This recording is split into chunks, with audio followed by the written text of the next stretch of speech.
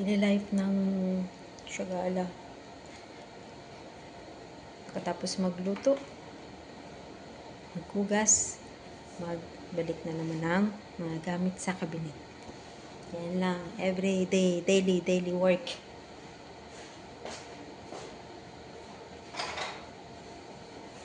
Yan ang talaga, kahit pagod na, sige lang, laban lang ba? Laban!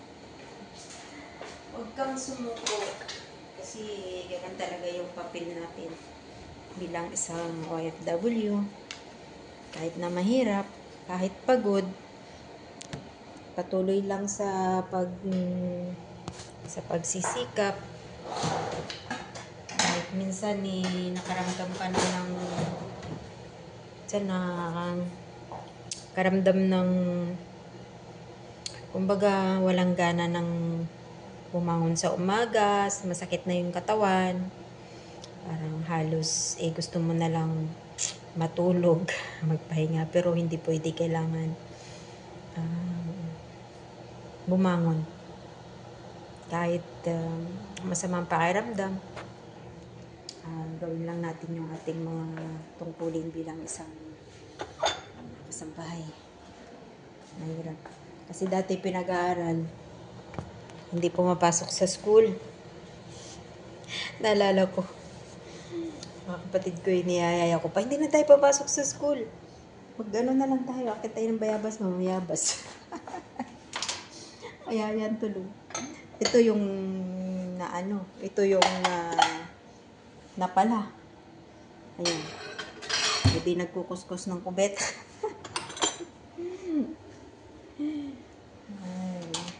Pero sige lang. Pero naman talaga yung buhay. Merong pinagpala,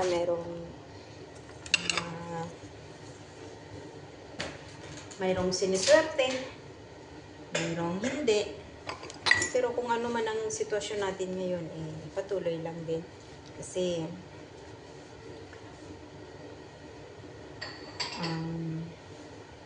kumbaga nandito na tayo sa ganitong sitwasyon. So kailangan na lang natin magpatuloy. Kasi wala, hindi naman natin maibalik ang nakaraan.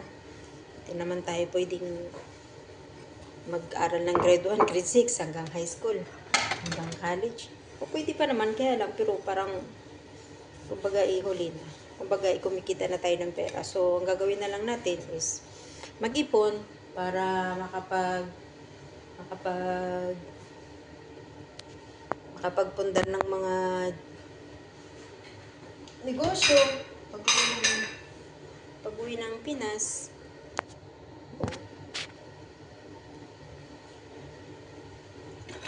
Sikap.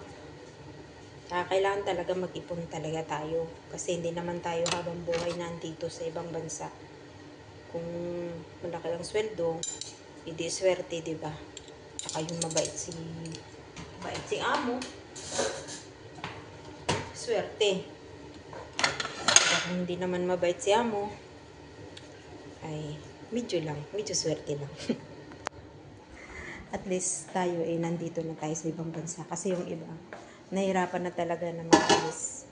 Or yung iba, talagang wala nang pag-asa na makapunta na ibang bansa. Pero minsan nahirapan sila. Lalo na sa pagkuha man lang ng passport, nahirapan na sila. Yung iba hindi makakakuha. Yung iba hindi nakakapasa ng medical. Ako, pasalamat na lang din ako kasi nakapunta pa ako dito kasi meron akong hypertension. So akala ko talaga hindi na ako makapunta dito kasi bagsak na ako sa sa medical. So nawang Diyos, nabigyan ako ng waiver. So pag-dito tayo dito. Matagal na rin akong nangibang bansa, kaya lang every 2 years babakasyon. Kaya, pagdating ng Pinas, papagawa ng bahay, hanggang ngayon di pa tapos.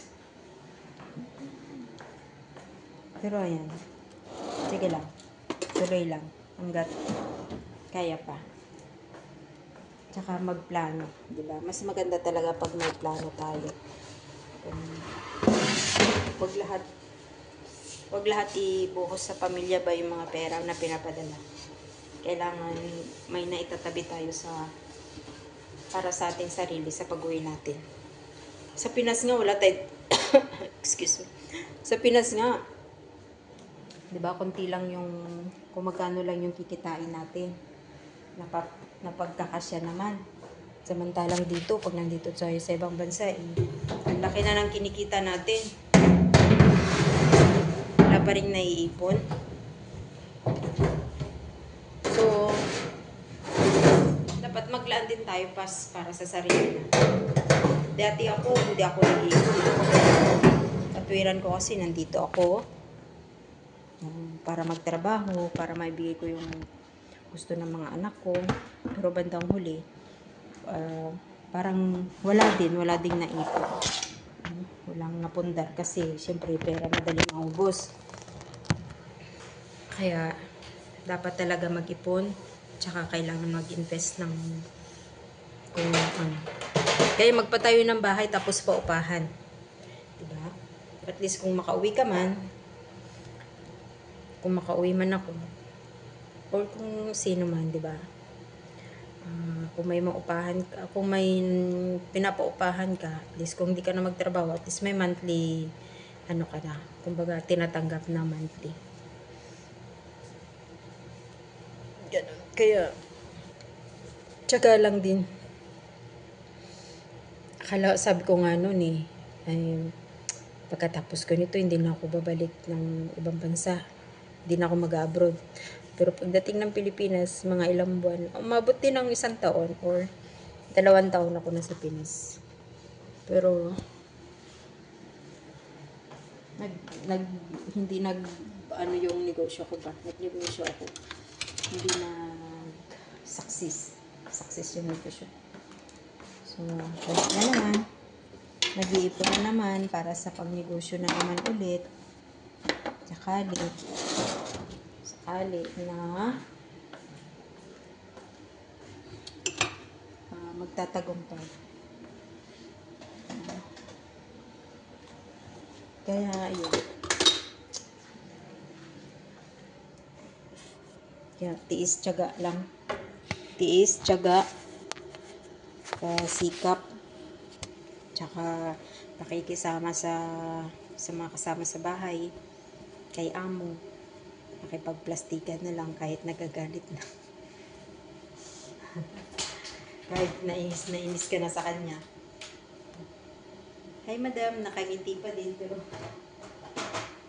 inis na pala niya. Mahirap Magpasko ka, mag-birthday ka, mag-isa ka lang. Wala ka man lang kasama. Tulad dito sa Middle East, hindi ka man lang makalabas, walang day off.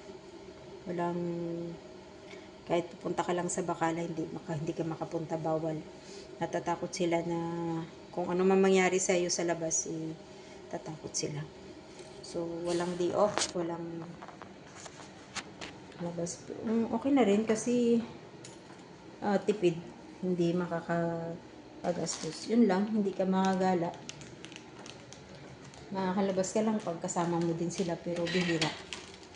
Bihira ang ganun sitwasyon. Pero, kaya nung umuwi ako ng Pinas, namimiss ko yung mga mga puno, ganun yung mga tanawin na magaganda, yung mga puno, yung mga green na mga, yun ang gusto kong namimiss ko sa Pinas. So, mga pagkain, syempre, mga pagkain Pinoy, dito, ilang putahe na, kabsa, marag, yan lang, biryani, yan. Sa atin, marami, di ba? Maraming mga putahe na pwedeng lutuin. Kaya nga, Kailangan dito, marunong kang kausapin yung sarili mo. Kahit ikaw na mag-isa. Minsan nakikita ako ni Amo nagsasalita mag-isa, sabi niya siguro, na paano kaya ito. Pero alam niya naman na, kausap ko yung pamilya ko, gano'n. Pero hindi niya alam minsan.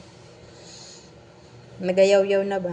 Lalo na pag naiinis ka sa kanila, syempre hindi naman tayo basta-basta mag-backfight sa kanila na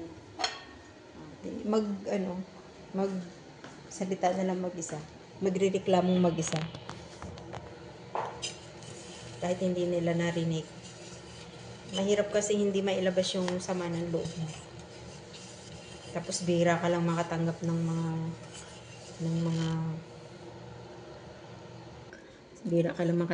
mga mensahe galing Pinas. Kumusta ka na dyan? Kumusta ka na dyan, ma? Kumusta ka na dyan, ate? Bihira lang. As in, kung hindi ka pa magtatanong, kung ikaw mismong magtanong sa kanila. Maalala ka lang pag malapit ng sahod. Pag natanggap na nila yung sahod, di pa magsabi na, salamat. Tanggap ko na yung pera. Ay, ganun ba talaga? Ganun talaga eh. Kaya, tiyagaan lang ba?